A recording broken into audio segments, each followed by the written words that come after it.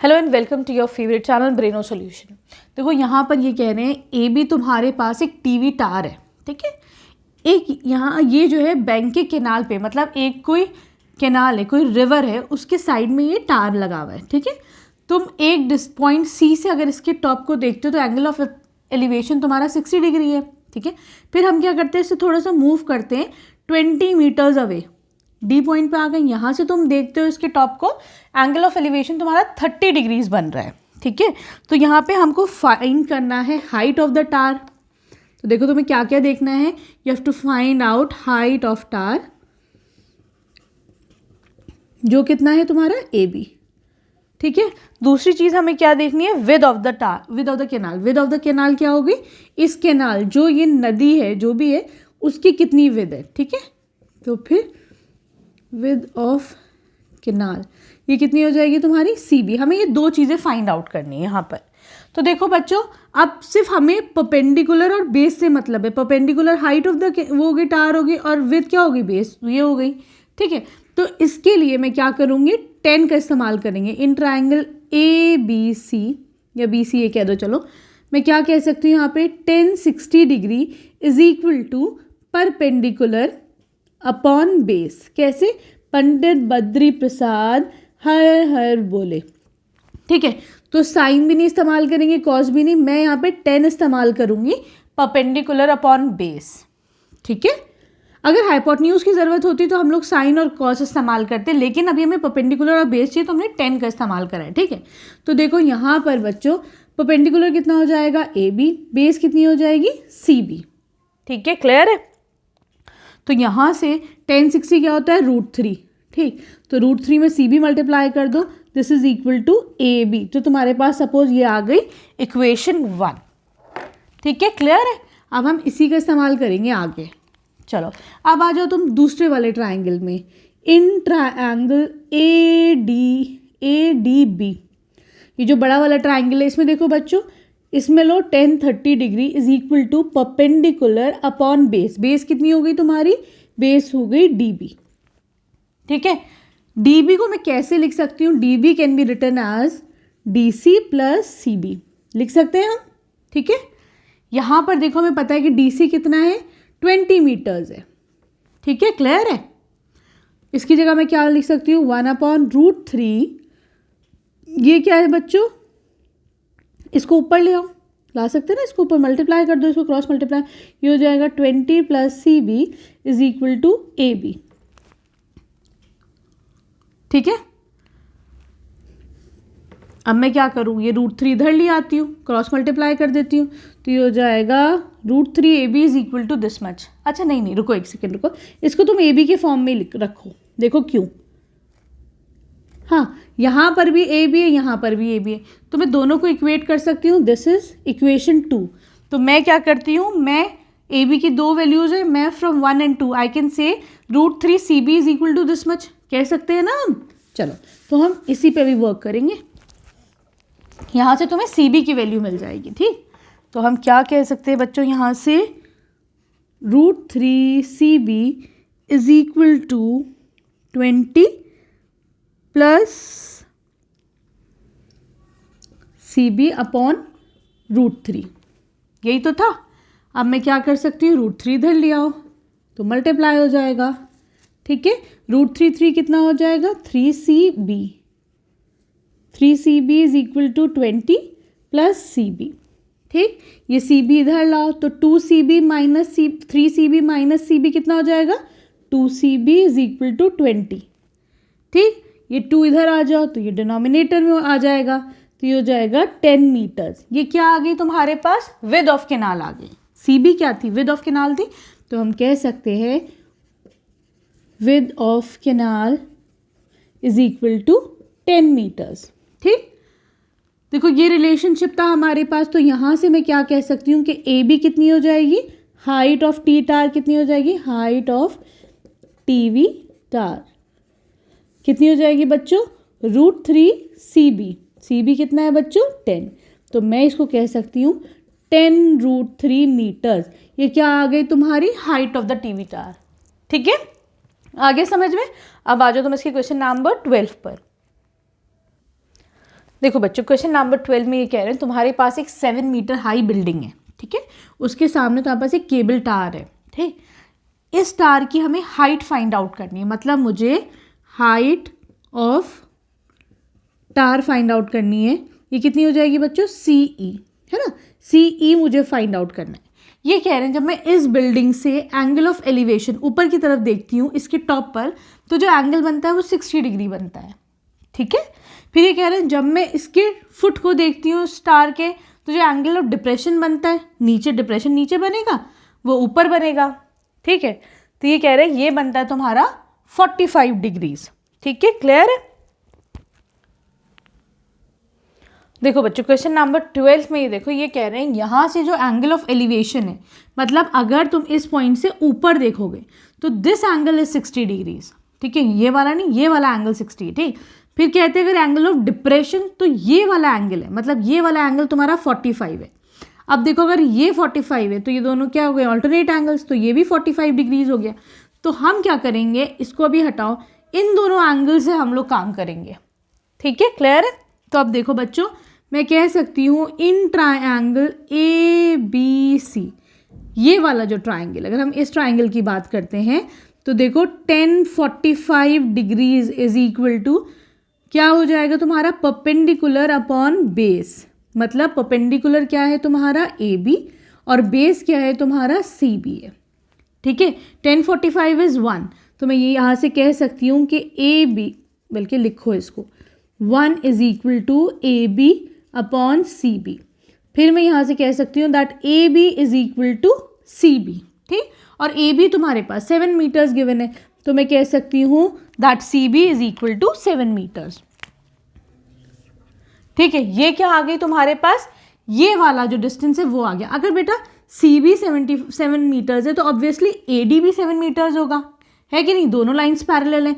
तो देखो अब हाँ आ जाओ इस वाले ट्राइंगल में, तो देखो बच्चों इन ट्राइंगल EDA हम क्या लिख सकते हैं? 1060 degree is equal to perpendicular upon base, perpendicular क्या है? ED, बेस क्या है तुम्हारी? AD, ठीक है। AD की जगह मैं CB भी लिख सकती हूँ, है कि नहीं? तो मैंने AD की जगह CB लिख लिया, ठीक है, क्लियर है। अब देखो 10 और CB क्या है तुम्हारा? CB इज 7 मीटर्स, तो इसको 7 मीटर्स भी लिख सकते हैं हम, ठीक है, क्लियर है। 1060 इज √3, तो √3 into 7 is equal to ED। मैंने क्या करा? 7 ऊपर ले आई, तो मेरे पास ED की वैल्यू क्या आ गई? 7√3, ठीक। अब ये देखो जो हाइट ऑफ द टावर है CE है, वो क्या है? ED प्लस DC ही तो है, ठीक। ED क्या है बच्चों? 7√3, और DC क्या है बच्चों? दिस इज 7, कॉमन ले लो 7 यहाँ से, क्या बचा? √3 + 1 मीटर्स, ठीक है, क्लियर है। ये क्या आ गई तुम्हारी? Height of the cable tower, 7√3 + 1, ठीक है, क्लियर है।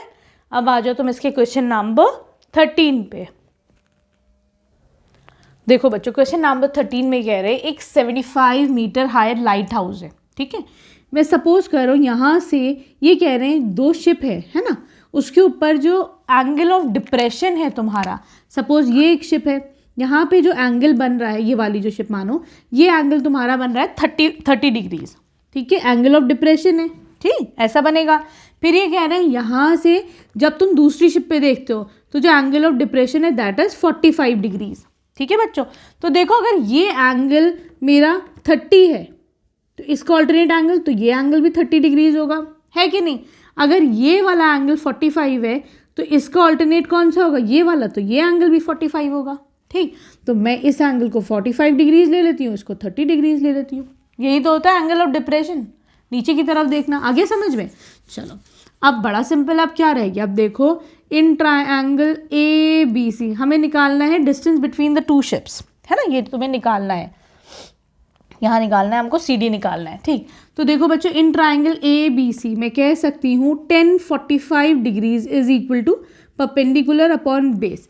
ज़्यादातर इस एक्सरसाइज में देखो बच्चों अब परपेंडिकुलर बेस का काम हो रहा है, मतलब 10 का ही काम हो रहा है ना। 1045 इज 1, तो मैं कह सकती हूँ this is equal to perpendicular क्या है? AB, बेस क्या है? CB, ठीक।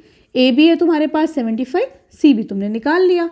यहाँ से 1 है ना, क्रॉस मल्टीप्लाई कर दो तो मैं कह सकती हूँ CB इज इक्वल टू 75। ठीक है, बोल सकते हैं हम।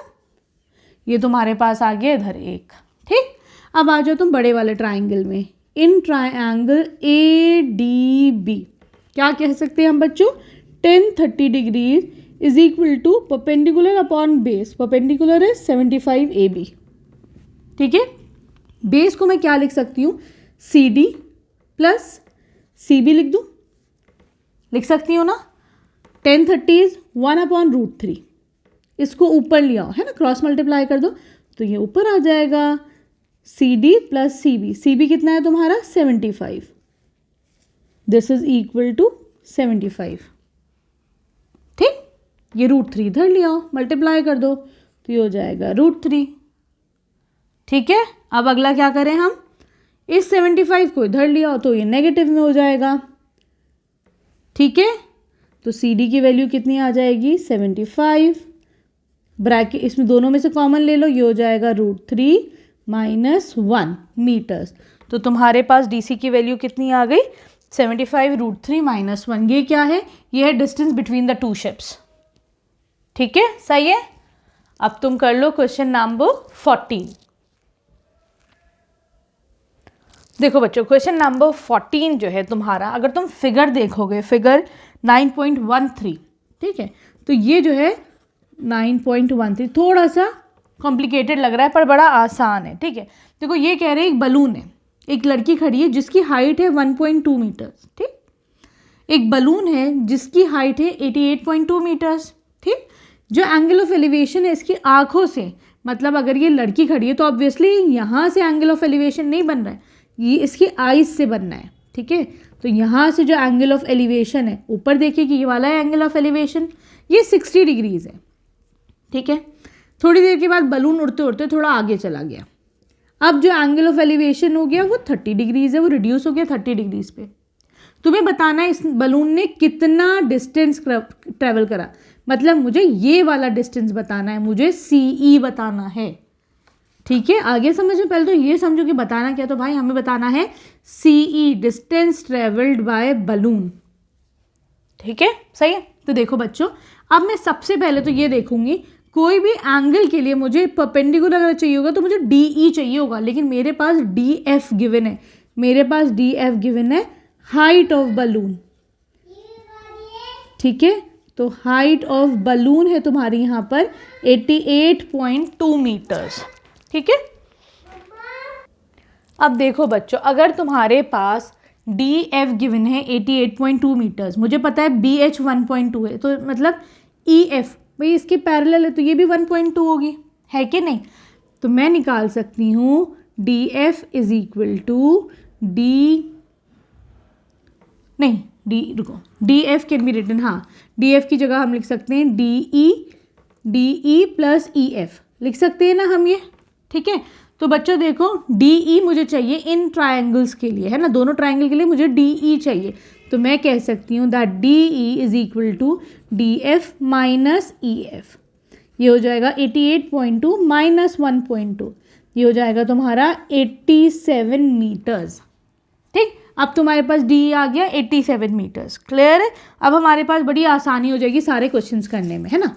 तो देखो बच्चों, इन ट्रायंगल, बड़ा वाला चाहे ट्रायंगल ले लो चाहे छोटा वाला ले लो, छोटा ले लेती हूँ पहले मैं, है ना। तो देखो इन ट्रायंगल ABC, ये वाला जो ट्रायंगल है ABC, tan 60 is equal to perpendicular upon base, perpendicular is AC, perpendicular AC है अपॉन बेस, बेस कितना है तुम्हारा BC, है कि नहीं।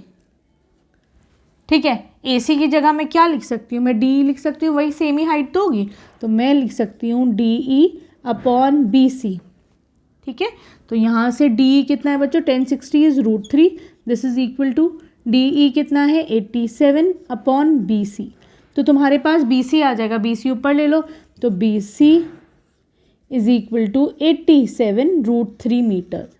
ये क्या आ गया, BC की वैल्यू आ गई, ये वाला जो डिस्टेंस, लेकिन मुझे ये चाहिए, है ना। चलो अब आगे बढ़ते हैं इसमें।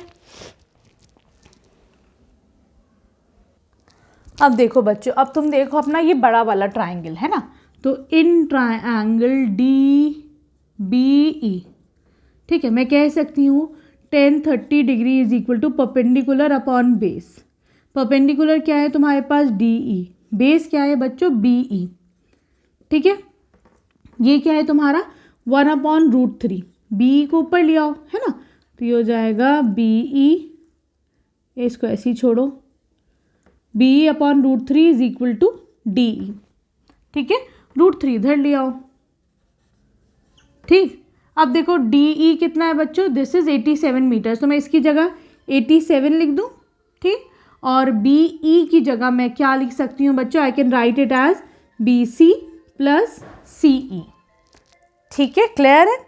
अब देखो बच्चों हमारे पास क्या क्या गिवन है, तुमको CE निकालना है, BC तो गिवन है ये वाला, है ना, तो मैं लिख सकती हूँ CE इज इक्वल टू 87√3, इसको इधर लाओ तो ये हो जाएगा 87/√3 हो जाएगा। BC को इधर लाओगे तो -BC हो जाएगा, BC ऐसे कर लो, चलो इधर लाओ तो ये हो जाएगा -BC, ठीक। BC कितना है 87/√3, ठीक है। चलो LCM ले लो, ये हो जाएगा √3, √3 × √3 कितना हो जाएगा 3, अच्छा दिस इज 87 है ना, ठीक। ये हो जाएगा 87, √3 × √3 3 हो जाता है, ठीक, -87/√3, ठीक, सही है। फिर हम क्या कर सकते हैं बच्चों, यहाँ पर कॉमन ले लो, यहाँ पे 87 है ना, तो ये हो जाएगा, नहीं एक सेकेंड रुको, तुम नीचे भी √3 मल्टीप्लाई करो, ऊपर भी √3 मल्टीप्लाई कर दो, ठीक है।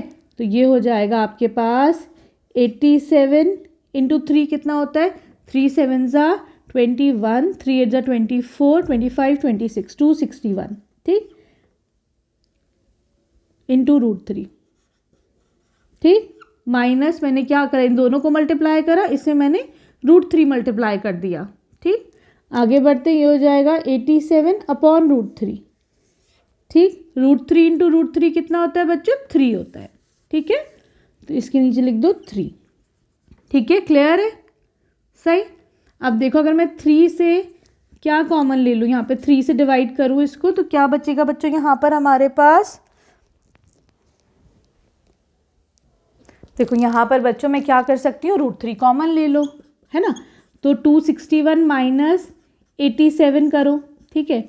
नीचे ये 3 × 3 है, तो मैं इसको √3 × √3 लिख लेती हूँ, ठीक। √3 से √3 चला जाएगा तुम्हारे पास, 261 - 87 कितना होता है बच्चों, दिस इज 174, तो दिस इज 174, ठीक है, क्लियर है। हाँ ये आ गया तुम्हारे पास। अब हम बताओ इसको कैसे रैशनलाइज कर सकते हैं, मैं ऊपर नीचे √3/√3 मल्टीप्लाई कर दूँ, √3 इज 3, ठीक है, 3 से डिवाइड करो, 3 5 = 15, 3 8 = 24, है ना, तो ये हो जाएगा 58√3 मीटर्स। ये क्या आ गया, ये आ गया डिस्टेंस बिटवीन, है ना, distance travelled by the balloon 58√3 metres, ठीक है, क्लियर है। अब आ जाओ तुम इसके क्वेश्चन नंबर 15 पे।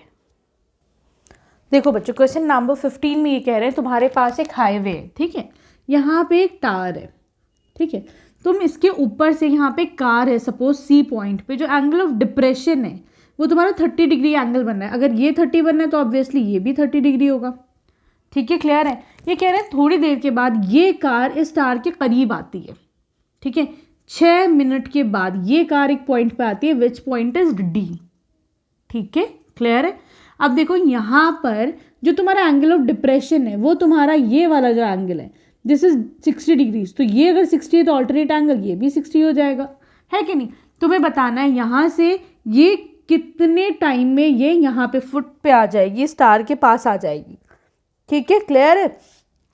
तो देखो उसके लिए हम क्या करेंगे बच्चों, सबसे पहले क्वेश्चन समझ में आ गया ना तुम लोगों के आराम से। तो देखो हम पहले ये बड़ा वाला ट्राइंगल लो, in triangle ABC tan 30 degree is equal to perpendicular upon base. Perpendicular क्या है तुम्हारे पास AB, height of the tower, base क्या है तुम्हारे पास पूरा CA, ठीक। ये क्या होता है √3, सी ए को ऊपर ले आओ, तो C A √3 is equal to A B. एक तुम्हारे पास ये वाला एक इक्वेशन आ गई, ठीक है, क्लियर है? नहीं सॉरी, √3 इज वो 1030 इज 1/√3। देखो यही हमारा गड़बड़ हो जाता है ना सब कुछ, है ना। तो मैं यहाँ से कह सकती हूँ A B is equal to C A upon √3, ठीक है, क्लियर है? This is equation 1। ये तो हमारी स्टार्टिंग में ही वो गलती हो जाती है, ठीक है। चलो अब आगे बढ़ते हैं हम लोग। अब तुम आ जाओ बड़े वाले ट्राइंगल पर। क्या है यहाँ पर?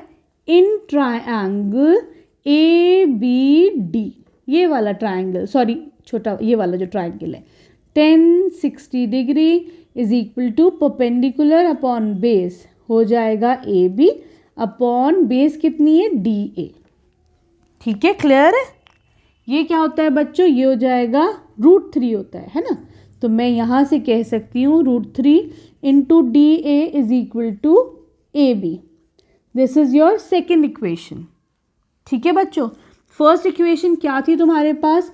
ए B is equal to A C upon √3, ये this was the first equation ना।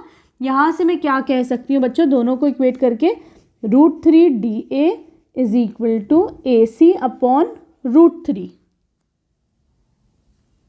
ठीक है बच्चों। तो यहाँ से डी ए कितना आ जाएगा तुम्हारे पास? इसको ऊपर ले लो, √3 into √3 is 3 D A is equal to A C, ठीक है।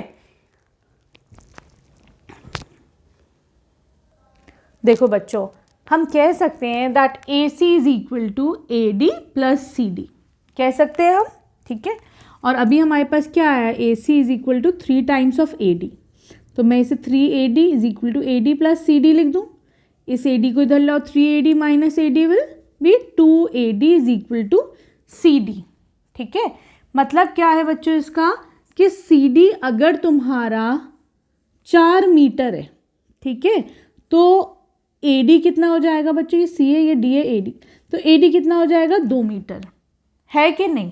ठीक है, क्योंकि AD जो है वो ट्वाइस है CD का, है ना। मतलब CD अगर तुम्हारा 4 मीटर तो ऑब्वियसली AD तुम्हारा 2 मीटर हो जाएगा, है ना। अब देखो यहाँ से यहाँ चलने में तुम्हें 6 सेकेंड लग रहे हैं, तो आधा रास्ता कवर करने में तुम्हें कितना टाइम लगेगा बच्चों? डिवाइड बाय 2 कर दो, तुम्हें 3 सेकेंड लगेंगे आधा रास्ता कवर करने में, है कि नहीं। तो हम कह सकते हैं,